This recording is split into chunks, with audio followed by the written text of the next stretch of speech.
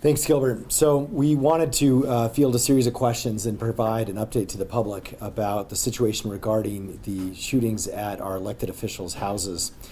And first and foremost, these shootings are very serious crimes, regardless of whether anyone was injured. And I stand firmly with our community leaders, and we stand with our public servants no matter what. And in this case, we also know that unfortunately there has been another incident this morning. Former Representative and now Senator Mo Maestas' office also reported shots fired at it this morning, and officers have been on scene.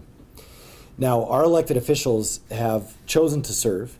They should never be made feel in danger in the comfort of their own homes, nor should anyone. But we are concerned, of course, that these could be connected and that these could be targeted. And that's why it is so important that we're taking this very seriously, and we also need the public's help, and I'm going to talk about some of that in just a moment. Now, for these elected officials, I've personally spoken with each of them, and they have been wonderful in their courage and also their frankness with discussions with officers and availability as the officers gather evidence. We do have some leads, we have gathered some evidence, and we're continuing to investigate and work these cases. We also know it's important not to speculate. Again, we are worried and concerned that these are connected and possibly politically motivated or personally motivated, but we don't know that for a fact, and so it's important also not to speculate beyond the fact that we're looking at those connections. Now, I also know we've been in communication with our state police, who traditionally and sort of jurisdictionally handles safety and investigations of state elected officials, but we're working together with them on this, especially as the upcoming legislative session nears. Now, we're clearly concerned about these incidents, but we also know that we could use the public's help. If you happen to be aware of an elected official and in their office or their house or place of business, and you do see suspicious activity, you can get a license plate, you can get a car description, please report that to Crime Stoppers or to 242 Cops. We also want to ask that on social media. We know that especially in the political world, social media is often a venue for lots of discussion, but specific and credible threats against someone's public safety is a different matter. It is a law enforcement matter. We take that seriously, and we want to hear if you see anything like that occurring on social media sites. Now, as a community and as mayor, this is a high priority for us, and we are, at least right now, grateful that APD is working this, and again, they have various paths and leads that they're going down. But at this time, that's a good segue for me to hand it over to our Chief of Police, who's been monitoring this situation, Chief Medina. Chief. Thank you, Mayor. Thank you, everybody, for being here. And first and foremost, I want to assure all of our elected officials in the Albuquerque metro area that we do take this seriously.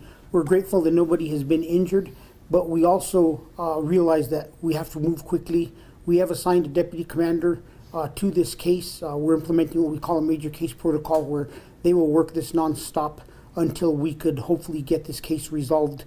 We have evidence that we have to process. The evidence hopefully will lead us in the direction of identifying the individuals or individual involved in this incident and hopefully taking them into custody. We will continue to work this case. We will be working with our law enforcement partners. The FBI is here with us today. They've been a great partner when we've had these type of high-profile incidents in the past. We will continue to work to ensure that we do everything we can to ensure the safety of everybody and that the individuals responsible for this are brought to justice. I also want to thank New Mexico State Police. We've been in communication with Chief Johnson. They are aware of the situation, and they're actually assisting us with some of the situations with individuals and make sure that we have safeguarded some of the individuals who fear for their safety. We'll continue to communicate both with state police. We've reached out also to Bernalillo County Sheriff's Department. I have no doubt that Sheriff-elect John Allen will assist us in any of the situations that we encounter. We do know that we have had 2 county commissioners whose homes are targeted. We have 2 state senators, and we will continue to work to see if we could resolve this case. I think it's important to remember what the mayor said. We don't want to speculate that these are related. The evidence will lead us that way. The investigation hopefully will determine what's related and what's not related. But we want to assure everybody that we are taking this seriously. We are in the process of working on the evidence, and hopefully in the near future we will have some answers as to what's occurring. Just reminding the public, reminding the media, this isn't CSI on TV. It's just not within an hour at the end of the episode where we have answers and we're able to make arrests. But rest assured, we're working on this, and we will move as quickly as possible to get resolution to this situation. Ron, you have anything? Thank you, Chief. Thank you, Mayor. Here for the FBI, we're here to support, and I think the Chief said it best. We're here to help follow the evidence, and the evidence is going to lead us to exactly the individual or individuals who are responsible for this. This is something we take extremely seriously. This is our communities. We want to make sure our communities say we want to make sure that our state representatives, our state folks that go out of their way every single day to make sure that this state is much better. This state is a safer place. And we're going to make sure that these individuals come forward, they pay for the crimes that they've already committed, and anything that have potential down the future or down the road is going to stop before it actually happens. So we're committed 100% working with the mayor's office, we're working with the chief, state police, and any other partner that wants to come forward and help us out with this endeavor. Thank you. Questions? Gilbert, if you want to. Aside from the fact that they're all local politicians, is there anything else that leads police authorities to believe these are connected, as far as like vehicle, gun, anything? I think it's just the fact that it's local elected officials. Are these drive-by shootings? Do we know? I don't know that we know all the facts. That's what's part of the investigation. We just know shots were fired at the dwelling in every single case. And can you speak a little more about the one this morning at Senator Maestas' office?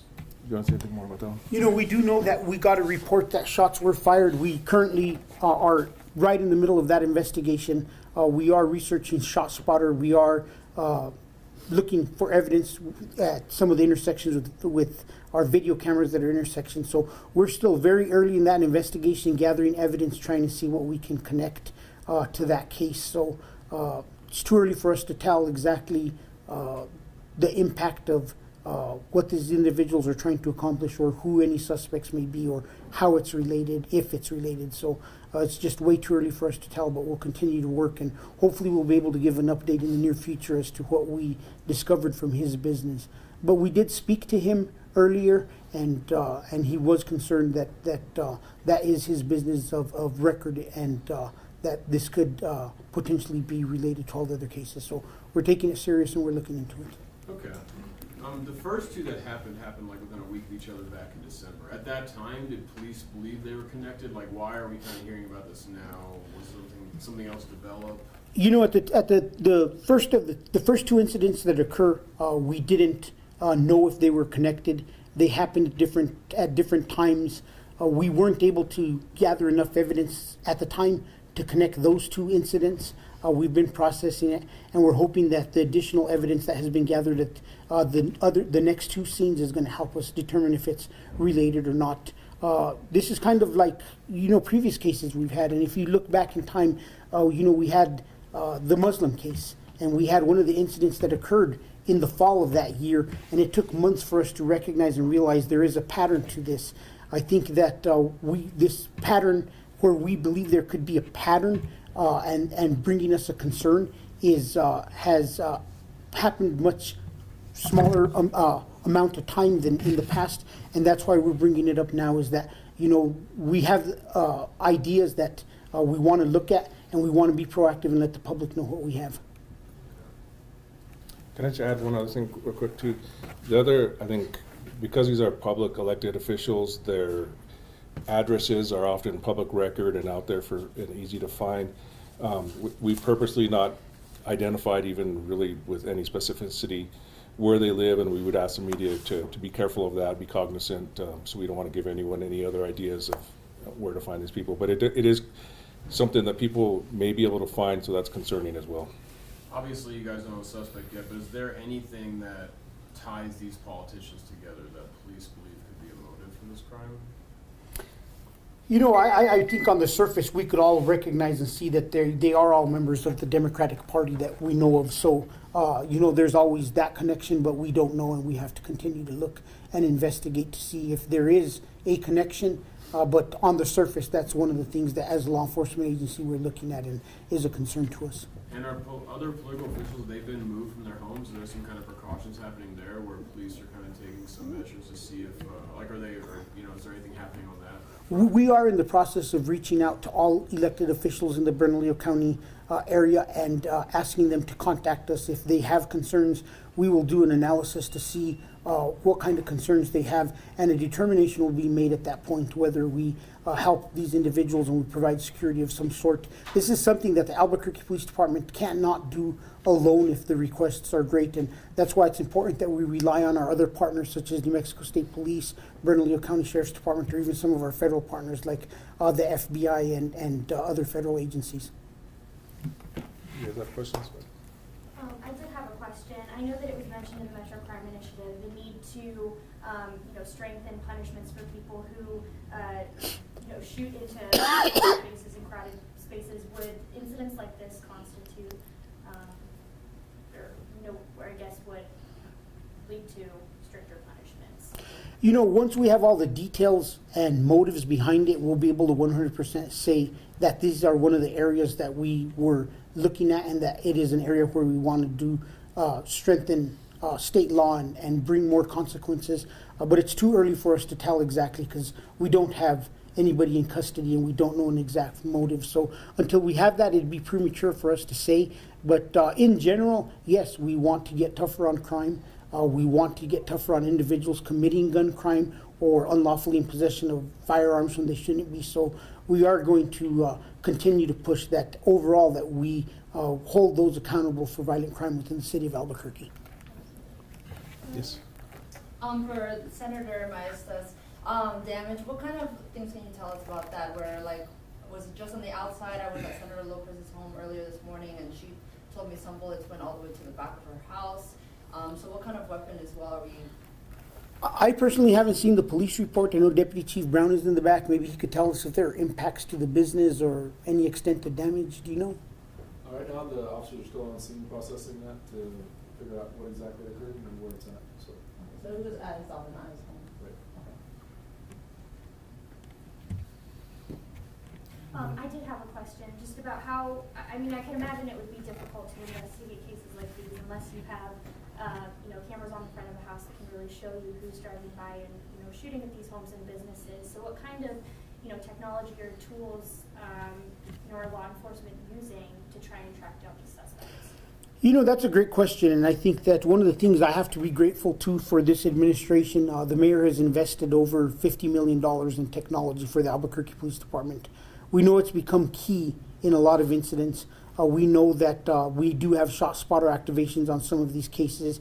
We do know we have recovered evidence in some of these cases, but there's also just infrastructure that the city has that we've been growing, whether they're intersection cameras or anything else. We're not leaving any stone unturned, and we're going to be looking to see what kind of evidence we can pick up in any of these cases that may help us lead to an individual. I think as a whole, there is no one piece of technology that's going to solve this case, but I think when you look at the technology dump that the Albuquerque Police Department has had under this administration, that all that technology and all that new evidence gathering capabilities is going to be combined, and hopefully it'll give us some kind of direction of who we're looking for and what we're trying to stop.